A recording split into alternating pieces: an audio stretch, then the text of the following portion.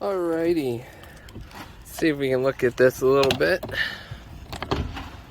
Got the J channel coming down, siding coming up from the window. Customer's having a leak in here on this window, but what you can see here is this step flashing right here goes underneath this shingle, handles the water that comes down from around this corner, and basically it's dumping just behind this siding.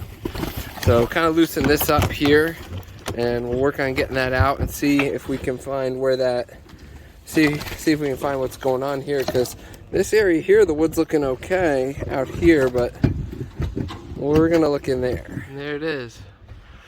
Water entrance up top from where the roof comes down and meets the siding. Bad connection.